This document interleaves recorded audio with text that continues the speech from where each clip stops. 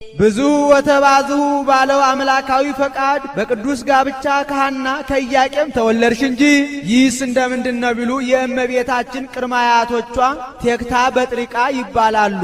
እጅግ ባለጠጎች ነበሩ። ከወርቅ ከብር ከዕንቁ ከሴት ባሪያ ከወንድ ባሪያ ከፈረስ ከበቅሎ ከላም ከበሬ ከበግ ከፍየል ይቀራችሁ የማይባሉ ባለጠጎች ናቸው። ከዕለታት በአንድ ቀን በጥሪቃ ከቤተ መዛግብት ገብቶ የገንዘቡን ብዛት የዕቃ ቤቱን ስፋት አይቶ ይህ ሁሉ ልጅ ቢኖረን ይወርሰው አልነበረም? ታዲያ ምን ይሆናል ልጅ የለን አላት። ከኔ ባይሰጥ ወይ ከሌላ ይሰጥ ይሆናል፣ ሌላ አግብተህ ውለዳ አለችው። ይህንንስ እንዳላደርገው አምላከ እስራኤል ያውቃል አላት። ወይ ወደ እግዚአብሔር እናመልክታ አለችው። ወደ እግዚአብሔር ቢያመለክቱ እሷ ጻዳ አንበሳ ከማኅፀኗ ስትወጣ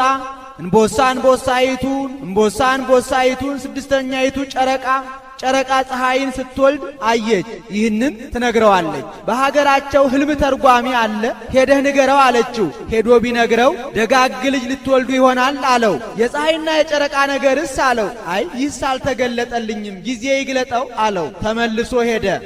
እንደምን ሆነ መጣህ አለችው። ደጋግ ልጅ ልትወልዱ ይሆናል አለኝ። የፀሐይና የጨረቃ ነገርስ አለችው። እሱን አልገለጠልኝም፣ ጊዜ ይግለጠው ብሎኛል አላት። ወዲያውኑ ሄሜንን ወለዱ።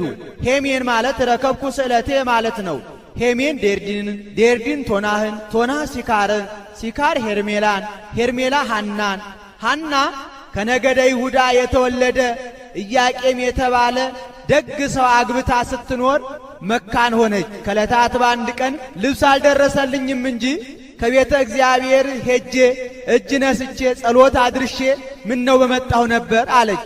አመንዝራ ዘማ ጎረቤት ነበረቻት። ሐና ከኔ 2 ልብስ አለ፣ አንዱን ለብሰሽ ደርሰሽ አትመጭም አለቻት። ያንቺማ ልብስ በአስበ ዝሙት በአስበ ደነስ የመጣ ነውና ያንስ ለብሼ አልሄድም፣ እግዚአብሔር ንጹሕ ባህሪ ነው፣ ንጹሕ ነገር ይወዳልና አለቻት። ሐና በምን ምክንያት ነው ልጅ የነሳት እያልኩ ሳዝንልሽ እኖር ነበር፣ ለካ በዚህ በክፋትሽ ነው እንደ እንጨት አድርቆሽ እንደ በቅሎ አምክኖሽ የቀረው ብላታለች። በዚህ አዝና ያንኑ የራሷን ለብሳ ከቤተ እግዚአብሔር ሄዳ እጅ ነስታ ጸሎት አድርሳ ስትመለስ ርግቦች ከልጆቻቸው ጋር ሲጫወቱ አይታ ፈጣሬ ሁሉን 2 አድርገህ ፈጥረኸዋል። ለመሆኑ ሐናን ባሪያህን ምን ብለህ ፈጥረሃታል? ደንጊያ ብለህ ፈጥረሃታል?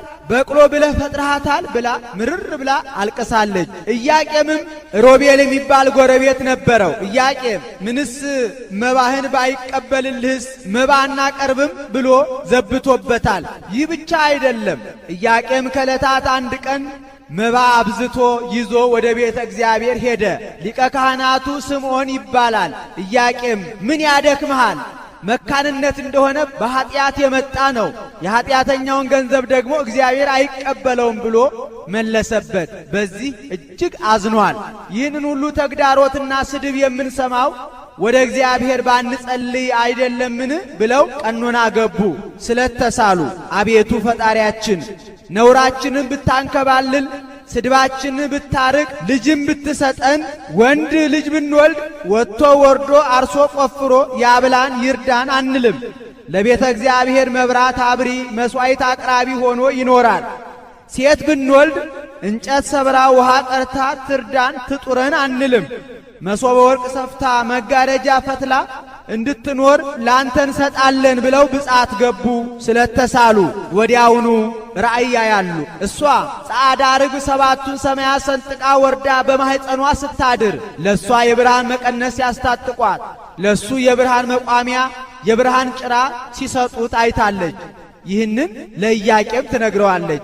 እሱም ምን አንቺ ብቻ እኔም ዛሬ ከደጃችን ዛፍ በቅላ ለምልማ አብባ አፍርታ ፍጥረት ሁሉ ከበው ሲመገቧት አየሁ አላት።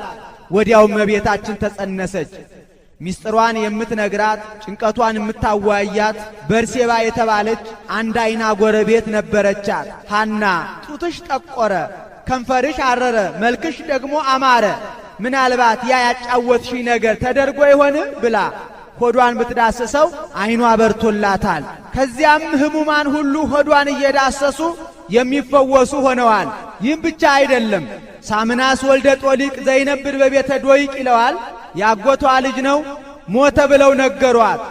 ሐና ሄዳ ቤተ ዘመድ ከሆኑ የአልጋውን ሸንኮር እየያዙ ማልቀስ ልማድ ነውና የአልጋውን ሸንኮር ይዛ እየዞረች ስታለቅስ ጥላዋ ቢወርቅበት አፈፍ ብሎ ተነስቶ ሰላም ለኪ ኦ ሐና እማ ለፀሐይ የጽድቅ ወላዲቱ ወእምሄውቱ ለዘገብረ ሰማየ ወምድረ የሰማይና የምድር ፈጣሪ የሆነች እናትን የምትወልጂ ሐና ሆይ ሰላምታ ላንቺ ይገባሻል ብሎ ከመፈክረ ሕልም የተሰወረውን ተርጉሞታል። ከዚያም የተሰበሰቡ አይሁድ ለምቀኝነት አያርፉምና ቀድሞ ከነዚህ ወገን የተወለዱ እነ ዳዊት እነ ሰሎሞን አርባ ዘመን እንደ ገል ቀጥቅጠው እንደ ሰም አቅልጠው ገዙን። ደግሞ ዛሬ ከነዚህ የሚወለደው እንደምን ያለ ይሆን? እንደዚሁ ቀጥቅጠው ሊገዙን ነው። ንዑ ንገሮሙ በእብን ብለው በጠላትነት ተነሱባቸው። መልአኩ ወደ ሊባኖስ ሂዱ ብሏቸው አድባረ ሊባኖስ ሄደው ወልደዋታል። ተወጽእ መራትም ሊባኖስ ያለው ሰሎሞን ለዚህ ነው። እመቤታችን በተወለደችበት ዕለት ዓለም ሁሉ ብርሃን ሆኗል። ሐና ኢያቄምም ደስ ብሏቸው ፍሪዳ አርደው አወራርደው ጠጅ ጠምቀው ተድላ ደስታ አድርገው ገንዘባቸውን ሁሉ ለነዳያን መጽውተዋል። የእመቤታችን ልደት እንደ እንግዳ ደራሽ እንደ ውሃ ፈሳሽ አይደለም። ከጥንት ከመሰረት በነቢያት አንደበት በብዙ ኅብረ ትንቢት ሲነገር ሲያዝ የመጣ ነው እንጂ